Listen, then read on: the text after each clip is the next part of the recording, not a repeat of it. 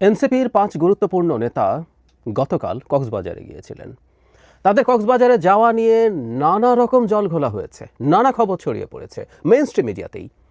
আর সবচেয়ে বেশি যেটা ছড়ালো সেটা হচ্ছে তারা গেছেন সাবেক মার্কিন রাষ্ট্রদূত পিটার হাসকে আমরা চিনি, খুব ভালো মতো চিনি। শেখ হাসিনার সময় শেষের দিকে তিনি কী করেছেন, খুবই ভিজিবল ছিলেন তিনি। সো পিটার হাসের সাথে তারা বৈঠক করতে কক্সবাজার গেছেন এবং একটা হোটেলের কথা বলা হয় যেখানে হাস আগে থেকেই ছিলেন, সেখানে গিয়ে এরা বৈঠক করবেন এরকম খবর ছড়িয়ে পড়ে মেইনস্ট্রিম মিডিয়াতে।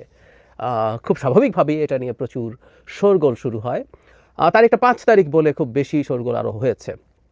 এই বাহানায় কয়েকটা কথা বলে রাখা দরকার, কারণ এই ঘটনাটাকে কেন্দ্র করে আমাদের মিডিয়া, আমাদের চিন্তার প্যাটার্ন, আমাদেরকে নিয়ে বিদেশিদের আগ্রহ, সব কিছু নিয়ে অনেক দিকে এটাকে আসলে অ্যানালাইজ করা যায়। সো কয়েকটা কথা একটু বলে রাখি।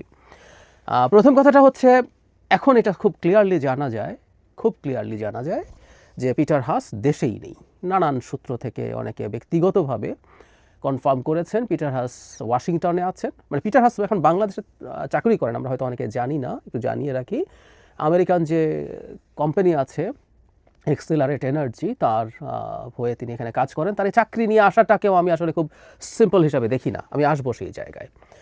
তো উনি বাংলাদেশে থাকতে পারতেন। এখন প্রশ্ন হচ্ছে উনি কি কক্সবাজারে থাকবেন? কক্সবাজারে থাকলে রীতিমতো কক্সবাজারে গিয়ে এভাবে তাদেরকে বৈঠক করতে হবে এনসিপির ৫ জনকে, যারা খুবই পরিচিত মুখ, এখন খুবই পরিচিত মুখ। পোস্ট 5 আগস্ট প্রত্যেকে খুবই পরিচিত মুখ।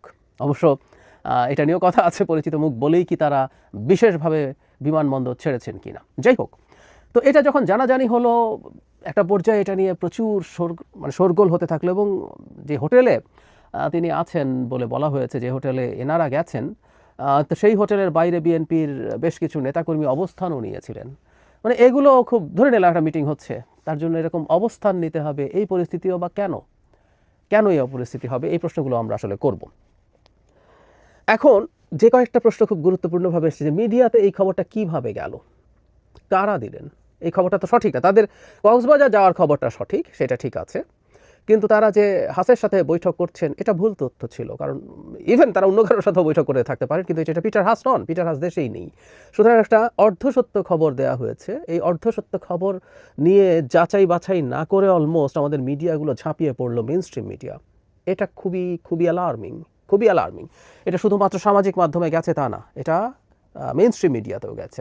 আমাদের মেইনস্ট্রিম মিডিয়াকে আরও সতর্ক হতে হবে। প্রয়োজনে আরেকটু দেরি করে তারা খবর দিক, তারা অন্তত যাতে সঠিক খবরটা খুঁজে পেতে পারেন সেই চেষ্টা তাদেরকে করতে হবে। মানে এই যে ঝোঁকের মাথায় দ্রুত একটা সকল ব্রেকিং নিউজ দিয়ে সেটা দিয়ে প্রচুর মানুষের কাছে পৌঁছা, এবং এখন সোশ্যাল মিডিয়া যুগে যেটা হয়েছে, এটার সাথে আর্নিংয়ের প্রশ্ন জড়িত হয়েছে, এই প্রবণতা আমাদের জন্য খুব বড় বিপর্যয় তৈরি করবে। সো এটা একটা খুব গুরুত্বপূর্ণ ফাইন্ডিং। এবং আমাদের প্রেস কাউন্সিল আছে, প্রেস কাউন্সিলের উচিত, এটা আদৌ কাজ করে কিনা এসব প্রশ্ন আছে, প্রেস কাউন্সিলের উচিত স্বতঃপ্রণোদিত হয়ে এই ব্যাপারটার একটু খোঁজ খবর করা। আবার একই সাথে এটা সত্য যে মিডিয়াগুলো এই ধরনের মুভমেন্টকে খেয়াল করবে। মানে এটা দরকার আছে, এটা জরুরিও আমি মনে করি। দেশটা কোথায় যাচ্ছে, কীভাবে যাচ্ছে, বিশেষ করে আমরা একটা টার্মোয়েলের টাইমের মধ্য দিয়ে যাচ্ছি। এই সময়ে নানা রকম শক্তি নানা রকম কাজ বাংলাদেশে করতে চাইছে, নানা রকম উদ্দেশ্য তাদের আছে, নানা রকম তাদের ধান্দা আছে। সো আমরা খেয়াল রাখবো, সেটাও রাখা ভুল কিছু না, সেটাও করতে হবে, কিন্তু এর মধ্যে যাতে ক্রেডিবিলিটির জায়গাটা নিশ্চিত থাকে। এখন প্রশ্ন এনসিপির দিক থেকে তৈরি করার মতো পরিস্থিতি হয়েছে যে যে 5 আগস্টকে এনসিপি তার সবচেয়ে বড়, তারা শতভাগই প্রায় ক্রেডিট ক্লেম করে, পরে চাপের মুখে এসে সবার কথা তারা বলছে। একসময় তারা অন্যদেরকে খুবই বিদ্রুপ এবং খোঁচাখুচি করতো, যে এত বছর পারেন নাই, আমরা পেরেছি, ইত্যাদি। এখনও বলেন, তবে বলেন যে সাথে অন্যরাও ছিলেন, আপনারাও ছিলেন, ইত্যাদি। সো সে 5 আগস্ট জনাব নাসিরুদ্দিন পাটোয়ারি মিডিয়াকে বলেছেন তারা হাওয়া খেতে গিয়েছিলেন, তারা পদযাত্রা করে খুবই ক্লান্ত হয়ে হাওয়া খেতে 5 তারিখ গেছেন। 5 তারিখ ঢাকায় এত অনুষ্ঠান হচ্ছে, এত কিছু হতে পারে যে তাদের সর্বোচ্চ 2-3 জনকেই মানে প্রধান উপদেষ্টার মূল জায়গায় দাওয়াত করেছে, কিন্তু এর বাইরে মানিক মিয়াতেও প্রচণ্ড বড় গ্যাদারিং ছিল, অনেক মানুষ সেখানে ছিলেন, তারা সেগুলো সব বাদ দিয়ে হাওয়া খেতে গেছেন। মানে এটা যদি সহি কথাও হয়ে থাকে, এটা অত্যন্ত পলিটিক্যালি ইনকারেক্ট সিদ্ধান্ত হয়েছে, তাদের এটা মনে রাখা দরকার। হাসের গুজব নাও যদি মানে রটে যেত, তাদের 5 জনকে দেখা গেছে বিচে, কক্সবাজারে, তারা পরিচিত মুখ, বারবারই বলছি, তাদেরকে দেখা যাওয়াটা ইটসেলফ ভালো বার্তা দিত না। কিন্তু এর মধ্যে খুবই বড় কিন্তু প্রশ্ন তৈরি করেছে একটা সিসিটিভি ফুটেজ, যেখানে দেখা যায়, এটা যদি সঠিক হয়ে থাকে, যেখানে দেখা যায় তারা বিমানবন্দরের পেছনে একটা নির্মাণাধীন গেট দিয়ে বেরোচ্ছেন। তার মানে তারা তাদের আশাটার লুকানোর চেষ্টা করছেন, তাহলে আমরা এই প্রশ্ন করতে পারি তারা কেন আসলে লুকানোর চেষ্টা করছেন? তারা কি গোপন কোনো মিশনে এসেছিলেন? এই প্রশ্ন আসতে পারে। এটা আমরা করে রাখবো। এই ব্যাপারগুলো নিয়ে ভবিষ্যতে এই দলটিকে মাথা ঘামাতে হবে। পারসেপশন রাজনীতিতে ম্যাটার করে, তাদের এটা বুঝতে হবে। প্রায় বলি ফ্যাক্টের চাইতে পারসেপশনের গুরুত্ব রাজনীতিতে একেবারে কম না। অনেক সময় পারসেপশন ফ্যাক্টকে ছাপিয়ে যায়। এবার আসলে গুরুত্বপূর্ণ আলোচনাটায় আসি। ধরে নিলাম পিটার হাসের সাথে তাদের বৈঠক হয়েছে। আমরা এখন প্রশ্ন করবো তাতে কি হয়েছে? তাতে আমাদের অনেকের একেবারে হিস্টিরিয়াগ্রস্তের মতো আচরণ করা উচিত হয়েছে কিনা? বাংলাদেশের রাজনীতিতে আমেরিকার স্বার্থ আছে, খুব সিরিয়াসলি আছে। শেখ হাসিনার সময় যখন আমেরিকা নানান পদক্ষেপ নিত, কতবার যে কথা বলেছে, আমেরিকা কাউকে চ্যারিটি করতে আসে না, কিন্তু আমরা তো সময় আমেরিকার পদক্ষেপকে সমর্থন করেছি, কারণ আমেরিকার স্বার্থ আর আমাদের স্বার্থ মিলে গেছে। আমেরিকা বাংলাদেশ থেকে শেখ হাসিনার মতো একটা অথরিটারিয়ান সরকারকে সরাতে চেয়েছিল, কারণ এই অথরিটারিয়ান সরকার চীনের খপ্পরে অনেক বেশি চলে গেছে।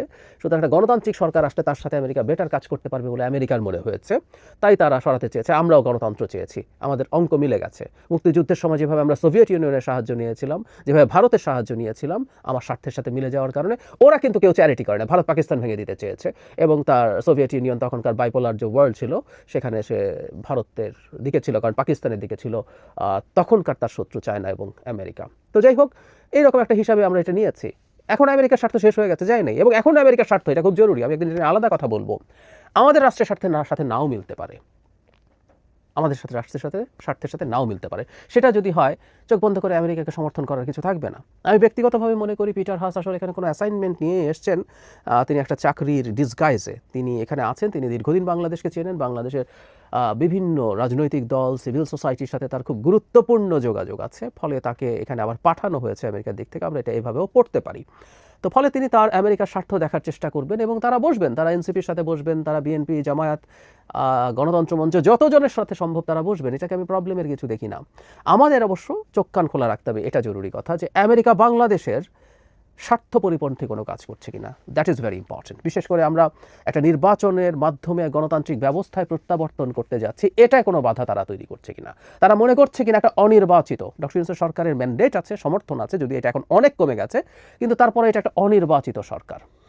সেই অনির্বাচিত সরকারকে দিয়ে বেশি সুবিধা অর্জন করা যায় কিনা, সেই চেষ্টা তারা করছে কিনা, সেটা আমরা খুবই চোখ কান খোলা রেখে দেখার চেষ্টা করব। এটা ইম্পর্টেন্ট। এবং আমি এটা মনে করি আমেরিকা বাংলাদেশ বা অন্য কোনো দেশে তার ইন্টারেস্ট, জিওপলিটিক্যাল ইন্টারেস্ট বা ইকোনমিক ইন্টারেস্ট নিয়ে আসবে না, এটা হতে পারে না। এটা হবে আমাদের ভবিষ্যতে কোনো নির্বাচিত সরকারকেও, মানে বিগ যে পাওয়ারগুলো আছে, গ্রেট যে পাওয়ারগুলো আছে, চায়না, আমেরিকা, তাদের সাথে নেগোশিয়েট করতে হবে।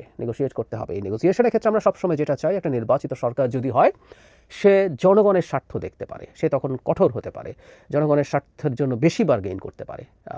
এই কাজটা করতে পারতে হবে। এবং আমাদের মনে রাখতে হবে এই অঞ্চলের ভবিষ্যৎ রাজনীতি যেদিকে যাচ্ছে, মানে ইন্দো প্যাসিফিক রিজিয়নে, বাংলাদেশকে আসলে আমেরিকা তার ফোকাসে রাখবেই। সুতরাং আমেরিকার এরকম পিটার হাস বলি বা রাষ্ট্রদূত বলি বা আর কেউ আসতে পারেন, যেতে পারেন, সবার সাথে বসতে চাইতে পারেন, এই বসাটাকেও আমি আসলে খুব খারাপভাবে দেখি না। এটা যেন খুব হিস্টিরিয়াগ্রস্তের মতো আচরণ, প্রতিবাদ। মানে পিটার হাস আগে যেমন বৈঠক করতেন, বিভিন্ন জায়গায় যেতেন, তাকে ঘিরে টিরে ফেলতে চেষ্টা করতো আওয়ামী লীগের লোকজন, এই ধরনের প্রবণতা আমি একেবারে পজিটিভলি দেখি না। আর আমি একটা জিনিস মনে করি, এনসিপিরও এই জিনিসগুলো নিয়ে লুকোছাপা করা উচিত না। পিটার হাস এই মুহূর্তে বাংলাদেশে আমেরিকান মিশনের কেউ না ফর্মালি, তারপরে যদি তার মতো কোনো ব্যক্তির সাথে বসতে, এটা নিয়ে লুকোছাপার কিছু নাই। তিনি দীর্ঘদিন বাংলাদেশে কাজ করেছেন, তিনি তাদের সাথে কোনো ব্যাপারে জানতে চাইতে পারেন, বুঝতে চাইতে পারেন, তারা বসতেও চাইতে পারেন, তারা বসাতেও আমি কোনো দোষের কিছু দেখি না। আবারও বলছি, এগুলো লুকানোর চেষ্টা যদি হয়, সেগুলো রাতার অনেক বেশি প্রশ্ন তৈরি করবে। এই জিনিসগুলো না হোক। মানে বাংলাদেশে কি পরাধীন জাতি নাকি, বাংলাদেশে আমেরিকা কি চায়, আমেরিকা কি করবে, শেখ হাসিনার সময় সব ফালতু কথা আমরা অনেক শুনেছি।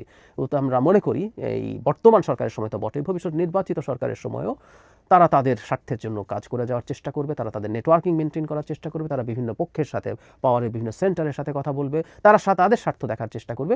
আমরা আমাদের স্বার্থের ক্ষেত্রেও দেখব কতটুকু আমাদের স্বার্থের সাথে ম্যাচ করে, আমরা সেটার সাথে কমপ্লাই করব, আমরা দর কষাকষি করব, এভাবেই এগিয়ে যাব। ভবিষ্যৎ পৃথিবীতে এই ঘটনাগুলো আগে যতটা ঘটেছে তার চেয়ে বেশি ঘটবে। সুতরাং এগুলো নিয়ে একেবারে এত হিস্টেরিয়াগ্রস্ত হওয়ার কিছু আছে বলে আমার মনে হয় না।